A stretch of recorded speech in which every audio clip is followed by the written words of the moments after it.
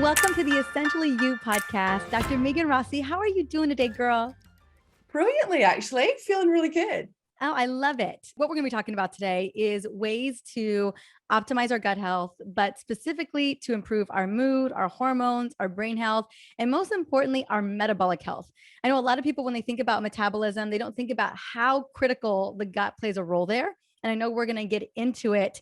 And what I'm really excited about is, what it looks like to have a plant diversity type of diet that really allows us to have that supportive gut health and that supportive metabolic health. Now, you are known as the gut health doctor, and I would love to know about what was the impetus? What was the defining moment for you that you were like, you know what? The gut is where I'm going to spend my time, and I am going to spread this information far and wide. Yeah, look, when I first got into gut health about 15 or so years ago, it certainly wasn't much of a hot topic, but it was through a personal experience. I was in my final year studying nutrition and dietetics when I actually lost my grandma to bowel cancer. And I was really close to her. So I was quite angry at the gut, actually, for putting her through the chemo, the surgery, and obviously taking her life. But then I started working as a dietitian, both in the hospital setting with, weight management, mental health issues, different cancers, kidney function, but also I was very fortunate to be the nutritionist for the Australian Olympic synchronized swimming team. And what I found so striking is that despite coming from very different backgrounds, everyone was coming to me complaining of the gut. And I thought, gosh, what is it about this organ? It's stalking me. That was around 2010. So there wasn't a whole lot of gut health research really out there. And you know what? I thought to myself, I owe it to my grandma and to my patients and clients to find out more about this kind of, confused or misunderstood organ. So that's when I embarked on a Ph.D. to really look at whether we target the gut through the right nutrition, whether that can improve the health of not just our gut, but systemic. So things like our mental health, our skin health, our heart health, our metabolism. And it was really that PhD that changed everything. That was really the turning point. I was like, oh my God, I don't hate the gut at all. It's just completely misunderstood. And 2015 moved over to the UK to continue my research at King's College in London, where I work as a research fellow. But I think it was just the misinformation, that it just wasn't getting out to the public that, led me to get into social media. I certainly didn't, do it personally. I just thought, look, if I can help translate some of that science, I'll be doing more of a service than I was just kind of hiding away in my research ivory tower. So I set up the Gut Health Doctor, and it was really great timing in terms of, people were really looking for a credible voice in that space and really came to Gut Health Doctor for that. And yeah, I've not looked back since. It's such an exciting area to see on the lab side of things, the cutting edge research, and then getting to be able to translate that, to the everyday person. It's a dream come true. Oh, I love it. And I'm so glad that you just kind of listened to that inner wisdom that was like, there is something here. And I know that it's connecting the dots to so many of the diseases that we're dealing with today. And I think, definitely my listeners they're such wise women. They definitely know the gut's involved. Girl, they got the memo that the gut is involved if they're struggling. And they also know that if they're not even just dealing with gut specific symptoms, that if they're dealing with brain fog or lagging energy or skin issues, that it's probably the gut alongside with the liver. Those two, in tandem, they are working so dang hard all the time. So my ladies definitely know. And, I think we're beginning to understand more and more and more that the gut isn't just having a profound impact on what's happening inflammatory wise in the body, but also what is driving our energy levels. And I always talk about our energy being the ultimate currency in our health, because we all want it. Even if we got it, we want more of it. And it all starts with what we put in our bodies, the substrates that we put in our bodies, and how our gut assimilates that. And then what those little bacteria, the quadrillions of bacteria in the microbiome, are doing to also assimilate that. And so I would love to start talking about, some of the most fascinating research that you've come across, but most importantly around metabolic health. Because I know so many of my women want that energy. They want to feel like the brain's working really well for them. They want to feel like they don't have to miss a step. And you and I both know that starts in the gut. Absolutely. I mean, I've seen firsthand in clinical practice, because I also have a clinic, and, focusing on the gut can transform people's lives in such unbelievable ways. And you talked about the gut microbiome, which, is something that every single day we're finding out something new about. So yes, there is the main component, which is the bacteria, but we have the virus component called the virome. We have the fungal component called the microbiome. And we even have parasites, which actually synergistically work all together to have far-reaching benefits. So to date, most of the research has been done on the bacterial component, but like I said, all of those other elements are working in tangent. We're starting to really get to the bottom of how these microorganisms are dictating things like, for example, our estrogen levels. And I find it so fascinating, and certainly something that I observed in clinic for so many years, that people who had hormonal issues, whether it's things like polycystic ovary syndrome or infertility, or people going through the menopause or endometriosis, all of them seem to have gut issues on top of that. But it wasn't until, I guess, we saw this remarkable research coming out that our gut microbiome actually does regulate the estrogen levels in our body. So our bacteria particularly have a type of enzyme which recycles the estrogen back into our body.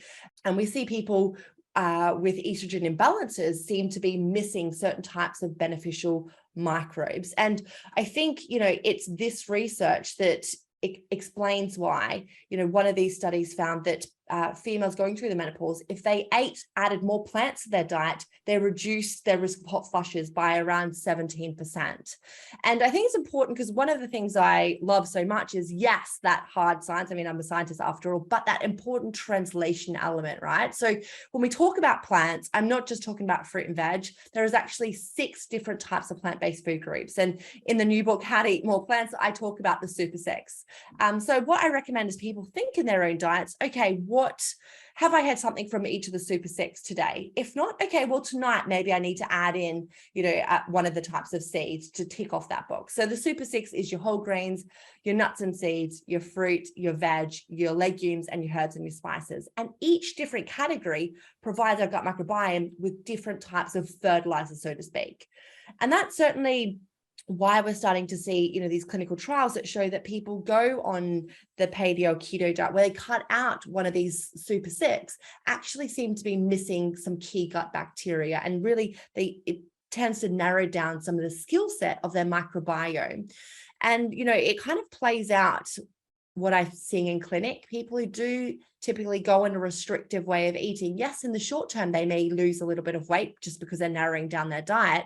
But actually what happens in the long term is that is thought to damage their microbiome. And that probably explains the rebound effect that most people get within a year of going on a restrictive diet, where they not only regain the weight they lost, but extra, because we know that our gut microbiome is so integral to our metabolism. And one of the key mechanisms is that the backbone of plants, I think your listeners are probably very aware of the word dietary fiber. And the magical thing about dietary fiber is we know that people eat more fiber, healthier. We never really understood why. So certainly in university back 15 or so years ago, we got taught about fiber, but not really the mechanisms. Until now, we now appreciate human cells can't actually digest that dietary fiber. It travels through most of our digestive tract undigested until it reaches that last 1.5 meters called the large intestine, where we literally have those trillions of microorganisms. And they're the unique ones with the enzymes to break down the fiber, produce these chemicals called short chain fatty acids. And these chemicals are the ones that do things like regulate our appetite hormones like ghrelin and leptin. So it's incredibly fascinating how important our microbiome is to our metabolism, our food cravings, and things like that. I want to dissect a little bit of this, or a lot of bit of this, because when we start to go on a restrictive diet, whether it's keto or it's intermittent fasting or it's paleo, and so many people are concerned about a carbohydrate intake today, many of which because a lot of people are dealing with insulin resistance and, and prediabetes, 133 plus million here in our country. So yeah, it's super scary. And so I know that one of the first things that people start to do is definitely get rid of the 2 of those super 6, which is the grains and the legumes. Like I think about those are the 2 that are like, okay, how do I back off the carbs? But the argument here is that as we back those off, we're not giving the bacteria that eats those, they're not getting fed anymore. they don't continue to replenish, they don't continue to thrive, and that has a profound impact on our metabolic hormones like leptin and ghrelin. And so what do we do? Let's say we have a situation where we have someone who in her 40s got estrogen dominance, right? She's getting the hot flashes. She's not processing estrogen, even if she's packaging it appropriately and methylating it and making it water soluble, getting into the gut. In the gut, it falls apart, it breaks down, it doesn't make it through, and it gets recirculated as an oxidative component, a metabolite. At the same time, she's struggling with insulin resistance, right? She's got a hemoglobin A1C of 5.6, 5.7. She's right there, pre-diabetic. Her doctors aren't really talking about it, but like it's on her radar. So she starts cutting and cutting, right? She's like, I got to get this under control. And maybe she steps up her cruciferous vegetables. She maybe brings in some broccoli sprouts, but probably isn't hitting the fiber intake that she needs. And I'd love to know I would love to hear what your recommended amount of fiber intake per day is. I have a magic number in my mind that I share a lot, but I'm really curious. And, and she's super freaked out, but trying to do the best that she can to address one of the biggest critical inflammatory markers, which is this A1C score. What do we do in that scenario? I'm of the mindset of we've got to ensure that we're getting that massive diversity of fiber, vegetables, fruits, flaxseed, chia seeds, all the things to ensure that we're supporting the microbiome ferments, but then also ensuring that we aren't toppling over too far, that we're constantly creating blood sugar deregulation. Yeah, look, absolutely. I think that's a really important area to discuss in terms of what we talk about in the types of carbohydrates, the types of whole grains. And I think there is a world of difference from brown bread, which in my mind is quite ultra processed. Yes. If you look at it, it doesn't look like it's come from something in the ground. It's all perfectly shaped and everything. Even if it's brown, it still is not what we're seeing, the natural kernel. So, one of the areas I talk about in the book is meeting different grains and meeting different legumes. And I think this point about diversifying the types of grains and types of legumes is incredibly important, because there are so many amazing flavors, but also health benefits attached to things like freekeh, quinoa, buckwheat, barley, black rice, wheat berries, which I think a lot of people are like, oh, firstly, not cooked with it, don't know how to cook with it, sounds expensive. Is it really healthy for me? Those sorts of things come to mind. So what I've done with that section of the book is try to break down some of the barriers. So highlight that all of these are readily available in your mainstream supermarkets. You just need to look at the aisles a little bit more clearly. It might only just be one brand that's got them.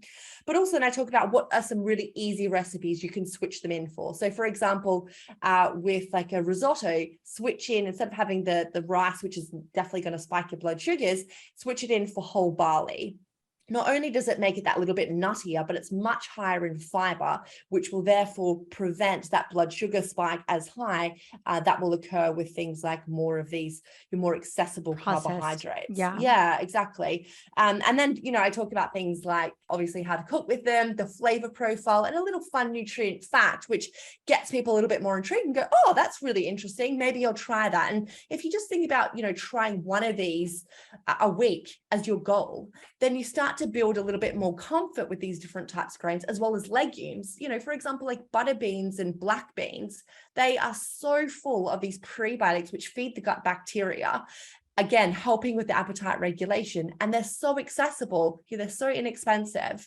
It's just about finding ways to sneak them into your diet. And particularly females, often we are cooking for families, right? And we want to make sure that we don't have to have something for us but then have something for family because they're really fussy and won't want to have beans. So one of my favorite recipes is my spinach and ricotta stuffed pasta shells. And what I've done, because I'm from an Italian background, instead of having it being mostly cheese in the spinach and ricotta, I've taken out half the cheese and added a can of mixed beans in, as well as frozen peas. So really accessible ingredients. And it actually is so incredible how creamy and delicious that then filling is. And I do it with my family all the time. They didn't even notice the switches, but it, is going to be not only cheaper as a recipe, but going to nourish our guts in some really incredible ways, and therefore helping things like with that appetite, that, the estrogen levels and all those sorts of things. So it's about practical translation, how to add these foods into your diet, and thinking about, the process level. I so appreciate that. Okay, that gives me a lot more, gives us a lot more food for thought of like how we can do this and still, and still ensure that we're maintaining that blood sugar level. We're not getting on the blood sugar roller coaster. We're not spiking and feeling out of control. I mean, I know that's fiber. When I think about fiber and the role it plays in healing our bodies and healing our gut, it is way up there. And I honestly think fiber is over 50% of the insulin issue too. If we could just consume more fiber, we would change the game. What is your magical number? How many, we're in grams here. So Yeah. So same with us. But the thing about fiber, which I think is important that we really highlight, is that we talk about like it's just one thing, but actually there's close to 100 different types of fiber. Because in clinic, a lot of people say to me, I get fiber is important. Don't worry, I've got it covered, Megan. I'm taking a fiber supplement. And I'm like, right. if only, like, honestly, I wish. Powder in my smoothie every day. But each different fiber feeds a different category of our gut bacteria and does different things. So unfortunately, in this case, just taking, a refined fiber is not going to fill that fiber gap and get these health benefits that we also dearly want. So my magic number, in the UK here, the government says 30 grams.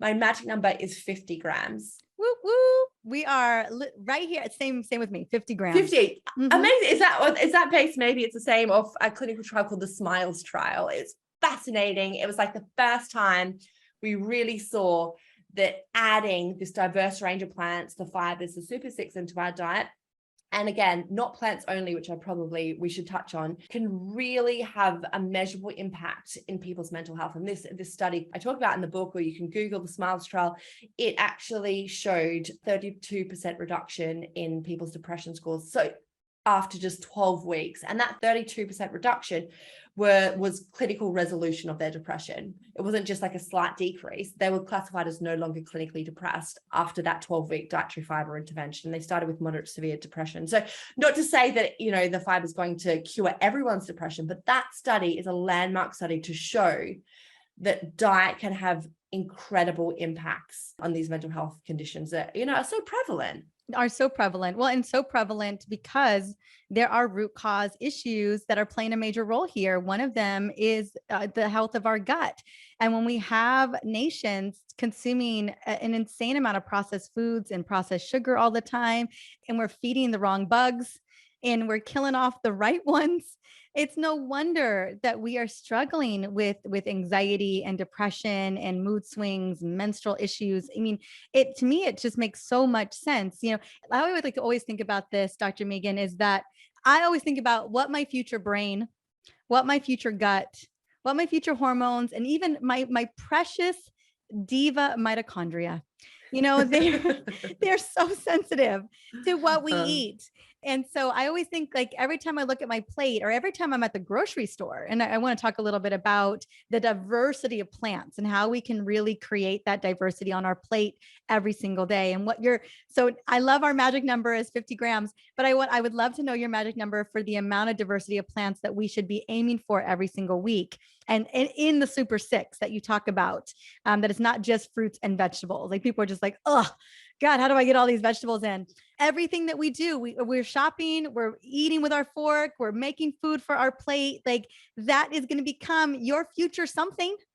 And it all has to be assimilated in the gut first before it goes anywhere else, before it goes into the bloodstream, before it hits the mitochondria, before it goes to your cells to become ribosomes, whatever it may be. It's got to go to the gut first. And so I'm so glad we're having this conversation, in especially when it comes to mental health. Like, we've got to be able to put together and see the connection between what we're eating and how we are feeling.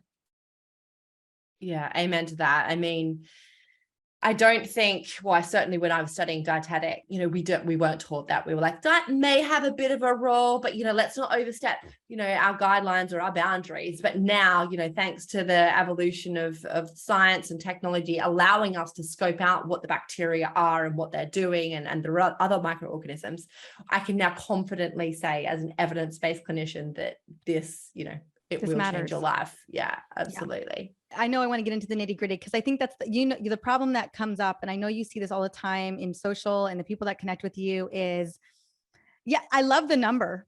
I love that I'm supposed to be eating this diverse group of food, but how do I freaking do it? Do you know that I'm a mom of 5 kids and I got a husband I'm taking care of? And oh, by the way, I run my own business, And so you think about all the things that come up. And I think personally, it's a non-negotiable. You just have to, it's got to become the thing that you do for your family, for yourself, for your partner. But people are thinking how do I start? I buy the same basic vegetables and fruits every single time I go to the store. It's all the same thing because I know it. It's easy. How do you get people to step out of the comfort zone and add more diversity? Yeah, look, I get it. Our lives are very busy, and I do not expect, and you do not need to slave away in the kitchen or in the shops for hours to have good gut health. That's just a complete myth. You don't need to go there. What you need to do when you step in the grocery store, think diversity. So don't just get the pumpkin seeds, get the 3-seed mix. Don't just get the chickpeas, get the 4-bean mix as long as they're in water. Don't just get the broccoli, get the stir-fry mix of veg. Don't just get the blackberries, get the frozen pack of 4 different types of berries, because each different species of plant literally does contain its own profile of some really amazing plant chemicals. For example, an apple contains over 300 different phytochemicals, plant chemicals, including things like inositol, which we know is really beneficial for polycystic ovary syndrome. It's got dopamine in it, the feel-good hormone. It's even got 1 million bacteria on the surface of it. So that's just a humble apple. And if you extrapolate that out to all of the other plants available to us, you start to appreciate that each different one is quite unique in its own right.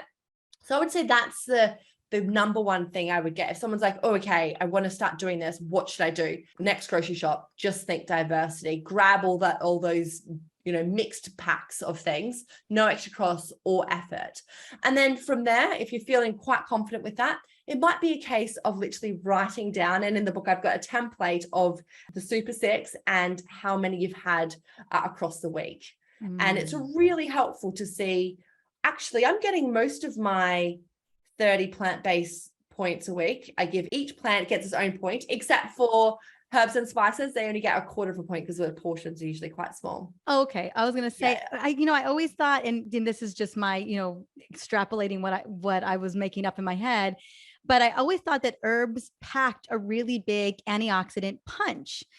We use a lot of fresh herbs in our house. We go through an insane amount of cilantro and basil and mint, tarragon. I mean, we're rosemary. We just consume an exorbitant amount of fresh herbs. But I always thought that they were bringing a little oomph to the table, but maybe not in terms of, okay. They certainly are in terms of those phytochemicals and the polyphenols, which nourish the gut bacteria. It's just in the sheer portion. So in terms of the fiber component and everything. So when I've come up with this plant point system, I've just made the executive decision that they get a quarter of a point, and let's just roll with that. But you get the mixed herbs and spices, and you get a whole point there. So it really helps to jot down, and you might see, actually, you know what, I'm really not having any seeds in my weekly diet, or I'm not having any nuts. Now, I think it's really important that we touch on the calorie myth, because I know a lot of your listeners are focused on weight management, and they're probably like, as if I would have nuts and seeds, they are so high in calories. But guys, this is the thing. Calorie information is not as accurate as we've been led to believe, particularly for whole foods. So for example, almonds actually provide our bodies with 30% less calories than what the packet says. And that's just the way that our digestive system is very different to the way we work out calories in the labs, where we break all the calories down. Whereas, in our digestive system, we actually don't extract all of that energy. Now, the other thing we need to think about is this word called the thermogenic effect of food, which again, calories don't, take into account. And a really great study looked at this, what they actually did is they got a very highly processed piece of cheese and bread versus a more whole grain sourdough bread and more like quality cheddar. And they matched them for calories according to the packet. But when they gave them to participants, so their first lot of participants got the ultra processed version, and they measured how much calories were burnt, i.e. the thermogenic effect during that process of digestion. And then they came back a week later and they had the other sandwich and they measured the amount of calories that were burnt. And now in the less kind of the ultra processed version of that sandwich actually burnt 50% less calories than the more wholesome version. So again, it just highlights that calories aren't as simple as what the packet says, because our body actually, does digest and burn energy in that process. And the more processing these foods have already, had done to them means the more less processing our body needs to do, which means the less calories we actually burn. And then the other element about calories is it doesn't take into account, its impact on our gut microbiome, as well as the satiety impact. So we know that things like, a Kit Kat and banana, okay, same calories, but the Kit Kat, although it'll help with that short-term sweet fix, your sugars are going to fly up. Whereas a banana, it's got the prebiotics from the fibers, it's got the potassium in there, it's even got serotonin in there as well. So many other facets that you don't really realize that are really important for that weight management. I love that. Yeah, I would like to believe that my community is very much a molecules matter community versus a calories matter community. I love that research. I know there's a lot of other research out there that really demonstrates the difference between, the calories and molecules, and how that shows up. But I just love that study of, at the end of the day, it's all about as less process as better. Even, I was talking to a friend of mine. We do consume a little bit of cauliflower rice, and my son in particular eats a little bit of it. He's a toddler, and real rice actually makes him a little bit constipated, but he loves rice, and so we moved to cauliflower rice for him. But even cauliflower rice, it's a processed version of cauliflower. And it's in terms of the fiber content that you're going to get some, but it is not the same as if you were to roast cauliflower, which is a favorite of ours as well. And so just even taking those into consideration is a better swap than regular white rice if you've got insulin resistance, and white rice is going to spike you, because white rice spikes the heck out of me. I'm not going to pretend like it doesn't. And so it is a better option. But what I'd always recommend is like buy the cauliflower, chop it up, roast it up. And that's the better option for you in terms of the least processed. Your gut bacteria, your gut microbiome is going to appreciate the real cauliflower versus the more processed big Costco bag of cauliflower rice that you can get. No, absolutely. And I mean, the same thing is with oats. So some of my colleagues from King's actually did a really great study where they compared like instant oats, the ground oats versus whole the big oats. And what they found, as you'd expect, the instant oats spike blood sugars way more than the whole oats. So that's, again, a very simple buy. Yes, it takes an extra 5 minutes to cook, the larger size ones, but it's going to be much better for you because it's been less tampered with. Yeah, you haven't pulverized the fiber source that as you had with the instant oats. Same thing. We're just pulverizing the fiber source with the cauliflower rice. It's just not the same. The fiber is not as intact as it was. A great example of that is a whole strawberry. And I love frozen fruit too, but you can tell when fruit's been frozen, when it defrosts, it just shrinks to nothing. And not to say that I'm not a big fan of people using frozen fruit and frozen anything, especially if it's easy. And I love the diversity, but something to think about using that whole fruit source if you can too. And do you recommend, we're in the summer season, you and I, as we're recording this, and it is summer amazingness. Peaches are still in season. Plums are still in season. Cherries are almost out of season. Strawberries, blueberries, raspberries. So my fridge has everything I just mentioned in it right now. All of the berries. We have figs in the fridge right now. I think we have like 12 different types of fruit just alone in the refrigerator. Because I love my son. I like for him to eat within the season. I eat a massive diversity of different flavors. So as a mama who cares a lot about his microbiome and his little gut, I am really adamant on adding as many different diverse foods as I can to his diet. Do you recommend that we focus on seasonal if we can? Yeah, absolutely.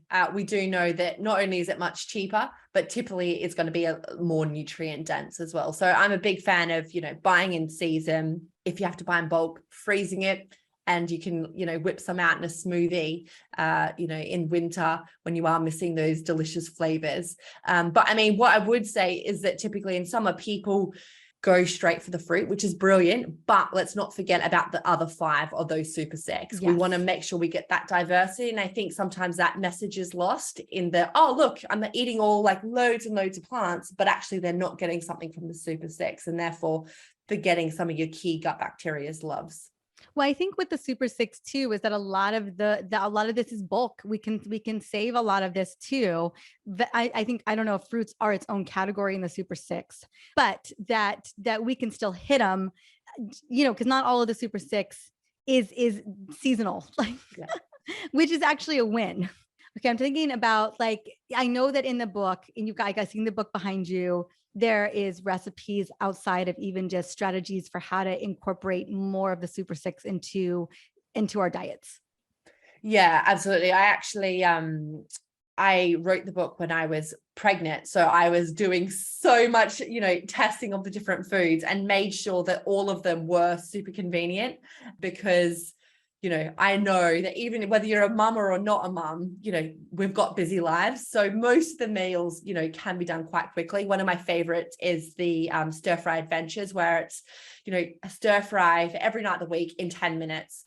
You choose your protein, whether you want something like oily fish, which we know is really beneficial for our gut microbiome as well. So I think that's probably an important myth that I want to bust, that I hear all the time, is that to have good gut health, you have to go vegan, 100% plant-based. Not the case. Completely respect and understand why people want to go 100% plant-based in terms of animal cruelty, religious reasons, all those sorts of things. But for human health, the science suggests that actually including things like your oily fish actually is going to add to your life and your health. Yeah, so you can choose the type of the protein you have, whether it's the oily fish or something like one of the beans, the legumes. Then you choose your carbs, your grains. And again, I go for the really grainy options versus having things like, brown pasta. Again, that's really quite processed. If if that's a step up from you because you're currently having white pasta, great. But what I'm saying is that if you're, cutting carbs out, I would say, yeah, I wouldn't add pasta into your diet just to get a super 6 point because it's ultra processed. I would say add in something like, freekeh, for example, which has got the most nuttiest and really high fiber as well. Then you add a mixed pack of stir fry veg, hit that there. And then the last one is just all of these different types of flavoring. So it takes 5 minutes to make an Indian base, an Italian base, a Thai base, a Vietnamese base, and Chinese as well. And just getting all those different flavors. So you feel like you're getting in like a diverse range of flavors, but literally each meal only takes 10 minutes. So those sorts of things, I think, has what I've gotten really great feedback from, because people don't have hours to slave away, in the kitchen. Although I do have, some recipes of making your own wheaten bread. We're actually grating carrot to it to reduce down that blood sugar spike as well. So adding that extra fiber and also some zucchini in there. And then you don't need yeast as well, because I use some live yogurt to make it rise and all that sort of stuff. So plenty of fun recipes. Nice. It was so interesting. I was thinking about stir fries and how simple they would be to like incorporate the diversity of plants that you wanted to make happen. I was thinking stir fries, salads, soups, roasted, one pan roasted types of experiences. And also other things to add to the super six as well. But yeah, I mean, there's simple ways that you can knock out a lot of this, hit all your super six, make sure that you're feeding your gut, and make it super easy for yourself. And you don't necessarily need to know. It's what I love specifically about vegetables or plant-based diversity, is that a lot of it goes well together. Yeah. You really can't mess it up. I love that. Yeah. I've got recipes where I've just got like switch whatever, food you've got left over, like the fridge raid sort of thing. So you don't need, if you don't have any courgette, you don't need to freak out. Literally use any plant. It seems to, any veg, it works in there. The same with the fruit. If you don't have figs, any of your fruit typically work in these recipes. They're so adaptable. What I would highlight, and I don't know if you've heard much from your community about gut symptoms, that being a limitation of eating more plants, because I think a lot of us, and I'm sure your community are very aware, yes, plants are beneficial. But there's two barriers that I hear. One is, I don't really like the flavor of them. And the good thing is actually you train your oral microbiome to like the flavor. After 4 weeks of sneaking in veg, a lot of the smoothies in the book, I've got like frozen cauliflower in, and doing things like that. I did it on my husband when I first met him because it was a big meathead. Doing stuff like that actually changes your oral microbiome and therefore your food cravings. We've got science to back that up. So you can get over the flavor thing. Firstly, you sneak it in. And also anything can taste bad if you don't prep it right. Like a steak can taste horrible if you over fry it. So it's about working with the right flavors. But then the other element is the gut symptoms that I hear, where people are like, I want to eat plants, but I get bloated, or it messes up, my pooping habits and stuff like that. And I hear you, I get it. That's my main area of specialty is gut symptoms.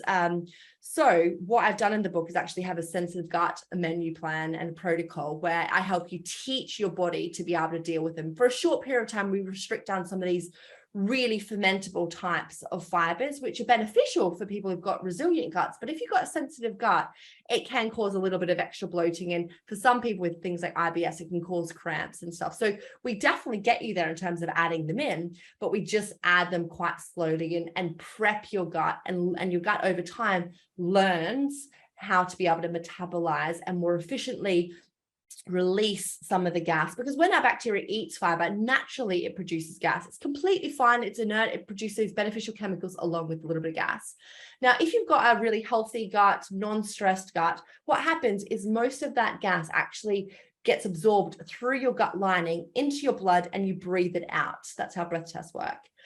But if you've got a stressed gut, and this is what we see all the time with things like functional gut disorders and irritable bowel syndrome, is your gut lining won't be penetrable to that gas. So in turn, it gets stuck in your digestive system, causing things like bloating, the cramping, etc.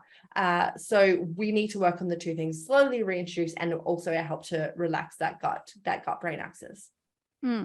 I so appreciate that, because I bet some people are listening and thinking like, I can't do the broccoli. I can't do the really, really tough, buckwheat, those types of things, because my gut isn't going to tolerate it. And it's about healing. Obviously it's about healing the gut, and in order to eventually get there. So I'm glad that you addressed that too, because I know that's what you're doing in clinical practice. People are coming to you and they're dealing with gut issues and ancillary issues related to it, and trying to get to the other side of that. So I'm so grateful that you do cover that in the book to kind of overcome a big hurdle for millions and millions and millions of people. I rarely meet someone who has a really healthy gut, unless they've been really working on it consciously. So I'm grateful that you do address that, so that we do create the metabolic health, the mood health, the brain health. We reduce the inflammation, we increase longevity, which is the name of the game. Dr. Megan, honey, thank you so much for coming on and sharing your new book. What we're going to be doing now, the book is called, real quick, when you remind me, it's How to Eat More Plants, right? Absolutely. Okay. And it's going to be, I'm going to have the link in Amazon. Where else can we go and check you out besides going and buying this book? At The Gut Health Doctor across all social media, and the website is theguthealthdoctor.com. Perfect. Well, thank you so much again for coming on. Thank you for spending your evening with me. I've watched dusk happen behind the scenes because I know you are in Europe. And so I just want to say thank you for sharing your wisdom and continuing to do the work that you're doing in the world. It's an absolute pleasure. I mean, it's my passion point, so I could speak all day and all night about gut health. I love it. Thank you.